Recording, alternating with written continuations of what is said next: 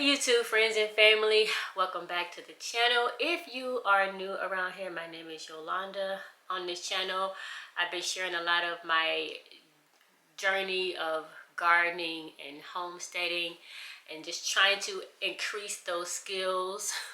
I'm not very good at it, but I do try, which if you don't try you'll never actually succeed. So you know, it is what it is at this point. In today's video though, I have a new journey that I would like to share with you all.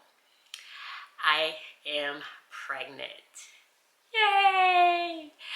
At the time of filming this video, I am about 13 and a half weeks pregnant. And there has been a lot that has gone on since I found out I was pregnant. First thing, finding out that I'm pregnant. I found out I was pregnant on July 1st. I woke up the morning of July 1st, and I was like, something is off, something is wrong. Like the symptoms that I'm having are the same symptoms that I would normally have if my period was coming on, but I don't think my period's coming on because the symptoms are not going away, they're still there.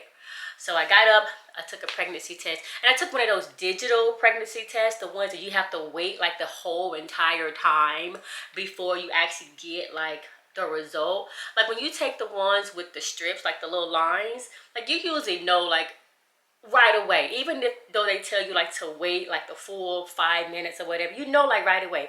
When you take a digital one, it literally takes a minute.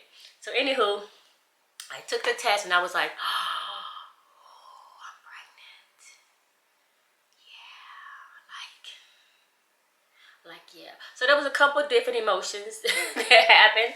I was happy, but I was like shocked at the same time. So I called the child's father and I said, hey, I need you to be awake, alert, and coherent, because he works overnight. So I'm like, I need you to wake up. And he's like, oh, what's going on? I'm like, wake up. Like, are you awake? And I video called him, so I put the pregnancy test in the camera, and it takes him a couple of seconds to like fully like understand like what's going on, I think. And then when he comes to like the realization that I don't put this pregnancy test in the camera, in the phone, he's like, you're pregnant. I'm like, yeah. He was like, wow. I'm like, yeah. So second thing, so I called my primary care doctor at the VA. In case you haven't noticed, I am a veteran, or in case I haven't said this, I am a veteran. I go to the VA for primary care amongst other cares, and I reached out to my primary care doctor and I said, hey, I need to get an appointment to confirm pregnancy. And the nurse responded, she's like, well, how many pregnancy tests did you take? I'm like, I only took one. Like, like I'm not in denial here, people. If it says yes and I'm feeling a certain type of way, it's a yes. I'm not going to take 50 million pregnancy tests. Just took one. She's like, okay, you don't need an appointment. We'll just call in you, like order you a lab result. And then after that comes back, we set up you an appointment to talk to like the maternity care coordinator. I'm like, okay, perfect, we'll do that. So we did that. I go take the test. I think it was like on a Wednesday. I take the test. The results came back on a Friday. Boom. Come Monday morning, my primary care doctor calls me. We go over my list of current medications that I'm taking. She talks about prenatal pills and all those things to take and all those things. So it was good. And she, of course, she congratulated me. And we went from there. A couple days later, the maternity care coordinator called me. And if you're a veteran female, and in case you don't know this, you may be entitled to the VA paying for your maternity care, as well as some supplies, meaning maternity bras, a breast pump, all those things, lactation consultants, all those things. If you are a female veteran, just reach out to your VA, local VA hospital. Make sure you get registered, but reach out to them and to find out if you qualify. Plus, they're going to take care of 7 days of my baby's care after it's born. It's a good deal.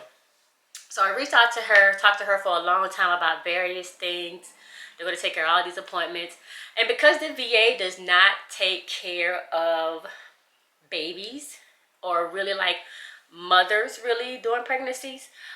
Everything is outsourced to the community. So I have already established a provider here, a OBGYN here. So I reached out to his office, and of course, they accept VA patients. So win-win for me because I really like this guy.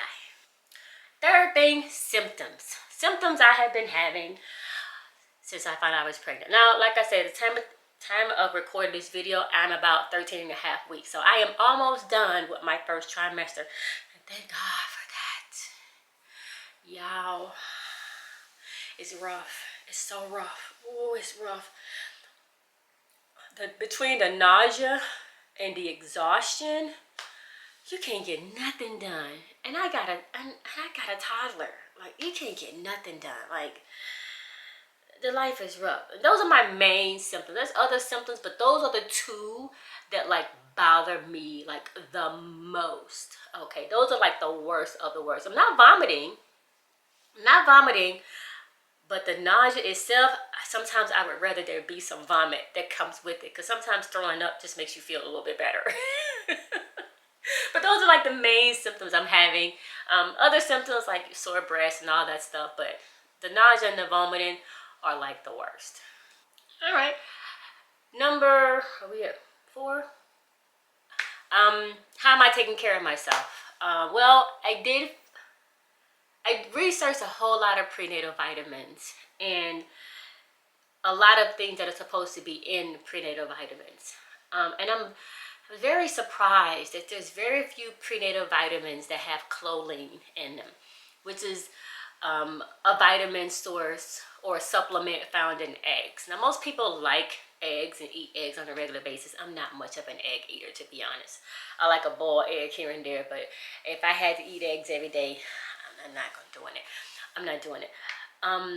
So the vitamin that I chose to use was Nature's Made prenatal vitamin, but I do add a supplement of choline in with it, amongst other supplements, vitamin D, magnesium, things like that, just to make sure I'm giving my body those extra nutrients that it needs, because I was deficient in those things prior to being pregnant.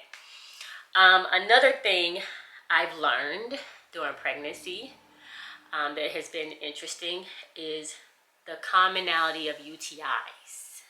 It's very common for pregnant women to get UTIs. I already have kidney stones that I'm dealing with and trying to, absorb those, and add pregnancy on to that. It makes it even more challenging to manage sometimes, I guess you could say. So, of course, at 6 weeks pregnant, before I had my first prenatal visit, I went to the ER because I was not feeling well at all. Constantly using the bathroom, burning during urination. So, of course, I get to the ER, and since I had not gone to my first prenatal appointment yet, they said, well, we're going to do some follow-up that you would normally do at your first prenatal visit, just to make sure everything is good. So they gave me almost like a full workup. So on top of doing the urine cultures, they did some blood work that my OBGYN didn't have to redo. And they did an ultrasound. And I also found out I have fibroids. Now, I don't have heavy periods, so I would have never known those fibroids were there. And they're like tiny, like they're itty bitty, but nevertheless, they're there. And I'm like, oh, so you got to add this into the mix of being pregnant. Being pregnant is, in the words of the late, great David Arnold, it's not for the weak. It is not. It is not for the weak. But nevertheless, baby was measuring at a perfect diameter.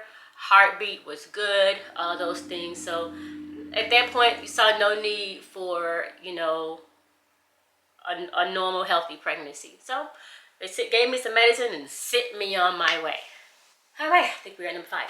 So I had my first prenatal visit, and in this first prenatal visit, we got to see the ultrasound. I actually got to see the baby, and it's really interesting to see, because you see this head, and you see a body.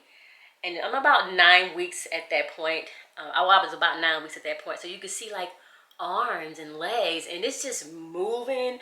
Like it's just like saying, "Hey, I'm here. How you doing?" Like I'm like, this little thing is wiggling so much already. Like, and I can't. And of course, that this early on in pregnancy, you can't feel anything. But the ultrasound was really cool, and we got to hear the heartbeat. Heartbeat's very, very strong. It was like 168 beats per minute, with very, very strong heartbeat. So we were excited. Talked to the doctor. Again, got more lab work done. Some genetic testing was done at that point, as well as just some regular like STD testing, which I get that stuff done anyway on a regular basis. And some other tests. There's like, you know. But all in all, at that point in time, again at 9 weeks, everything was fine. All right, so second prenatal appointment, I just had on Tuesday, this past Tuesday, and went in, got the results of the lab work and everything that was done. Everything good. Heard the heartbeat of the fetus, of the baby. Heartbeat nice and strong.